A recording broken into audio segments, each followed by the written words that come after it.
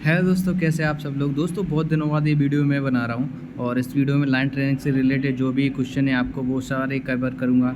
इससे पहले मैं आपको कुछ इन्फॉर्मेशन बता दूँ।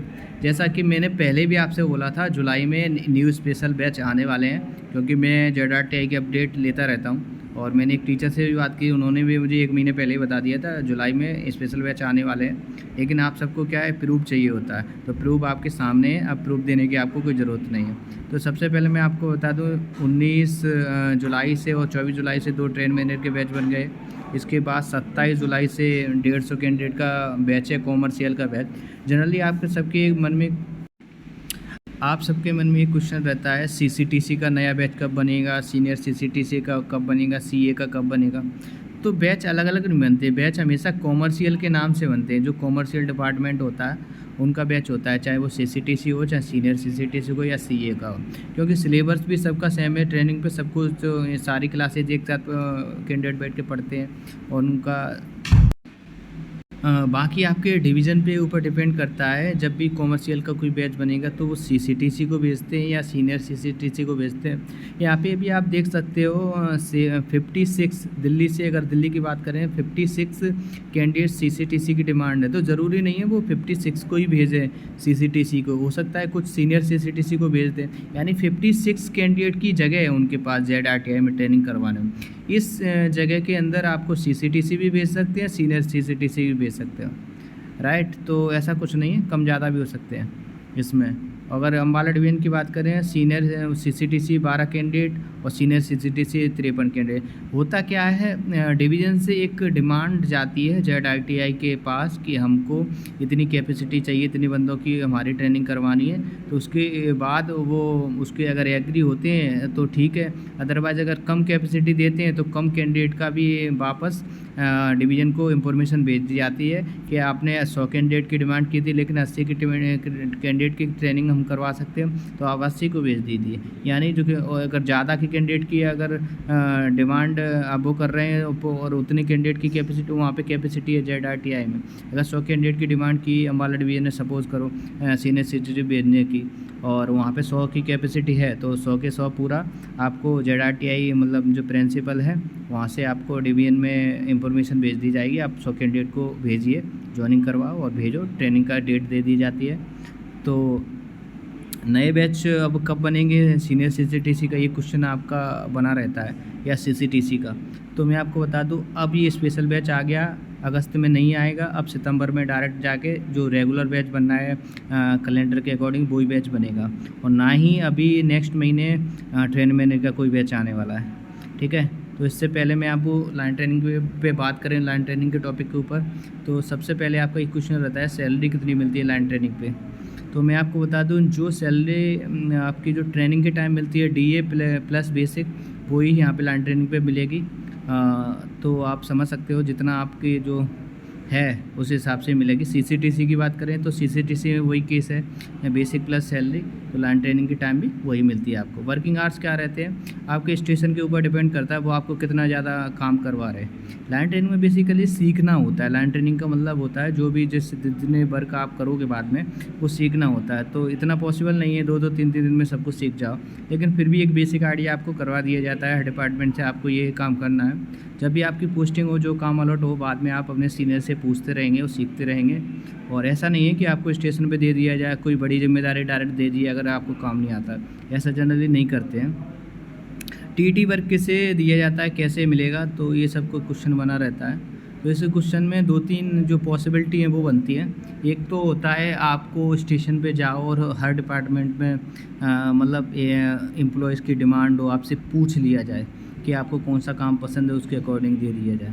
एक होता है कि आपको मान लो आप किसी स्टेशन पे गए, वहाँ पे बुकिंग वाले ही कैंडिडेट कम है या पार्सल में ही कैंडिडेट कम है, एम्प्लॉय कम है, तो आपको वही काम दे दिया जाएगा। या टिकट चेकिंग में ज़्यादा डिमांड है तो उस हिसाब से आपको काम दे दिया जाएगा, आपको पूछ भी लिया जाता है।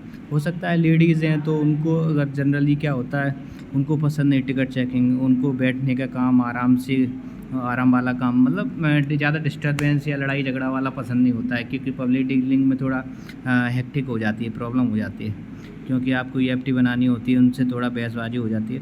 तो उनसे जनरली गर्ल्स को PRS UTS दे दिया जाता है, तो कोई दिक्कत नहीं। बाकी स्टेशन के ऊपर डिपेंड करता है, अगर स्टेशन इंचार्ज स्ट्रिक्ट है और आपको किस डिपार्टमेंट पे भेजना है तो वो आपका फाइनल उनका ही फाइनल डिसीजन होता है। इसके अलावा स्टेशन चॉइस देखो, जब आपकी लैंडिंग ट्रेनिंग जब आपकी ट्रेनिंग कंप्लीट होती है, चाहे सीनियर CCTC हो चाहे CCTC हो, उसके बाद आपका डिवीज़न आपसे एक चॉइस करवाता है कि आपको लैंड ट्रेनिंग कहाँ करनी है। तो उस हिसाब से जनरली वो आपको भेज देते हैं, और कभी कभार वो अपनी मर्ज़ी से भी भेज सकते हैं लैंड ट्रेनिंग के लिए। ऐसा कोई रूल नहीं है कि आपने चॉइस दी उसी के अकॉर्डिंग आपको भेजा। उनके मन के ऊपर एक्चुअली डिपेंड करता है आपसे चॉइस मांगें या ना मांगें, राइट। और वर्किंग आवर्स की मैं बात करूँ, जनरली क्या होता है 4-5 घंटे लैंड ट्रेनिंग पे तो हो ही जाते हैं, और कभी कभार कम भी हो जाते हैं। अगर स्टाफ कोऑपरेटिव है तो वो बोलते थे 3-4 घंटे आपसे काम करवाएंगे, उसके बाद बोल देंगे अब चलो कोई दिक्कत नहीं, हमारा मतलब जो स्टाफ है वो तो अपना काम करेगा ही।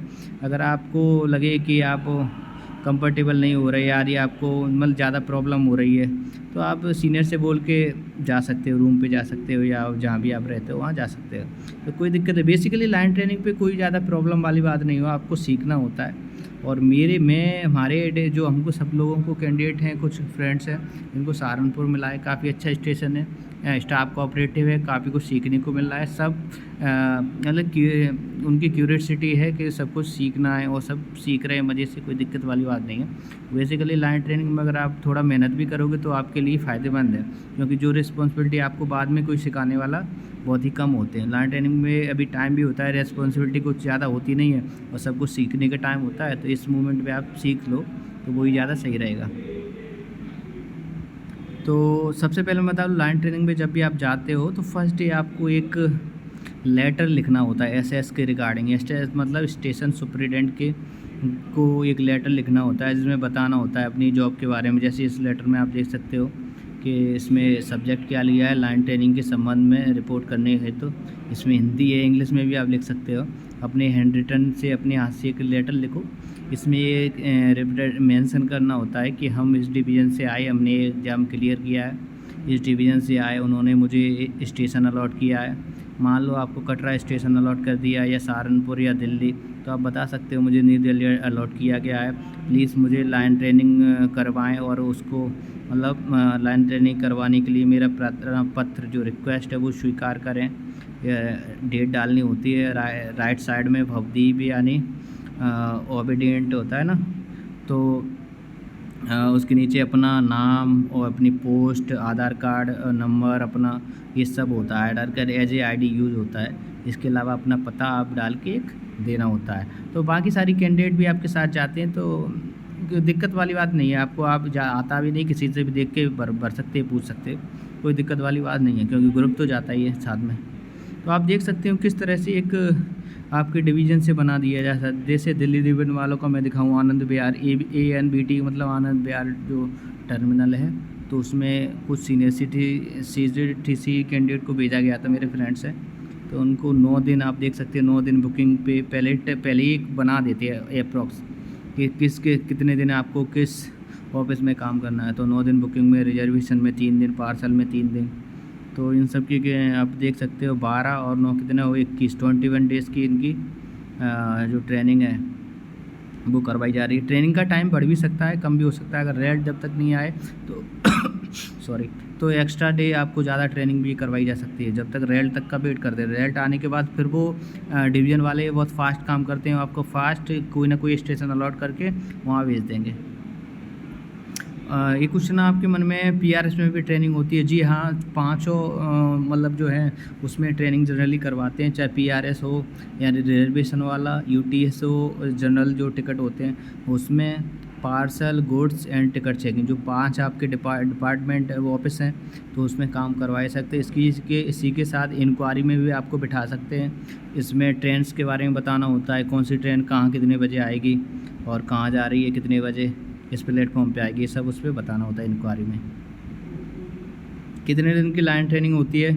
सबसे जो क्वेश्चन इंपॉर्टेंट क्वेश्चन बहुत सारे कैंडिडेट का आता रहता है, उसमें से क्वेश्चन मैंने उठाया कितने दिन की लाइन ट्रेनिंग होती है। ये आपके डिवीजन पे ऊपर डिपेंड करता है, वो कितने दिन की करवाएं, 15 दिन की, 20 दिन की, 35 दिन की, 1 महीने की, तो कोई फिक्स आंसर इसका नहीं होता। जो पोस्ट आपको एक बार मिल जाए वो चेंज होती रहेगी।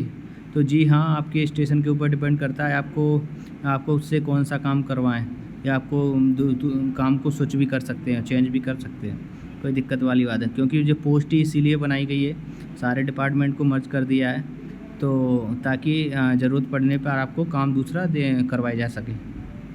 न्यू CCTC बैच कब बनेगा? देखिए अभी 27 जुलाई को एक बैच आ गया है कॉमर्शियल का, और तो मुझे नहीं लगता कि अगस्त में बैच आएगा। फिर भी इन्फॉर्मेशन मैं आपसे थोड़ी बहुत ले लूँगा JET-RTI से, अगर बैच बनेगा तो मैं इन्फॉर्मेशन निकलवा लूँगा। लेकिन आप मान के चले सितंबर में ही आएगा, जो रेगुलर ट्रेनिंग जो कैलेंडर है उसके अकॉर्डिंग। लाइन ट्रेनिंग कितने दिन की होती है? भाई रिप्लाई वही है कि कोई फ़िक्स टाइम नहीं रहता कितने दिन की होती है। जनरली 15 दिन, 21 दिन, 1 महीना, अपने डिवीज़न के ऊपर डिपेंड करता है। परमानेंट सैलरी कब से बन जाती है? देखो जब आपकी पोस्टिंग हो जाती है उसके बाद ही आपकी एम्प्लॉय आईडी, पोस्टिंग के टाइम से पहले ही आपके 1 दिन पहले या 2 दिन पहले आपकी एम्प्लॉय आईडी बन जाती है। HRMS आईडी बोल सकते हो उसको। और उसमें NPS वगैरह भी कटेगा जब आपकी सैलरी मिलेगी। आपको HRA मिलेगा, home rent allowance, house rent allowance होता है। उसके अलावा और भी सारी फैसिलिटी आपको मिलना चालू हो जाती है। आपको परमानेंट स्टेशन कोई अलॉट हो जाता है तो उसके बाद ही आपकी सैलरी वो मानी जाती है। लाइन ट्रेनिंग के बाद जॉइनिंग हो जाती है क्या? तो जी हाँ, लाइन ट्रेनिंग के बाद ही जॉइनिंग होती है। तो कभी कभार क्या होता है, लाइन ट्रेनिंग आपकी ख़त्म हुई 2-3 दिन का आप डिवीज़न में रहोगे, आपके कुछ डिवीज़न वाले वर्क होते हैं, जैसे HRMS आईडी वगैरह हो गई आपकी बनवाई जाती है, या वहाँ पे 1-2 दिन वेट करवा दिए जब तक स्टेशन अलॉट दूसरे ना करें। और जनरली क्या होता है, जिस लाइन ट्रेनिंग में आप करते हो जनरली ये करते हैं कभी कभार कि वो स्टेशन आपको दे दें अगर वहाँ कैपेसिटी है, और कभी कभार वो अपनी मर्ज़ी से चेंज भी कर सकते हैं।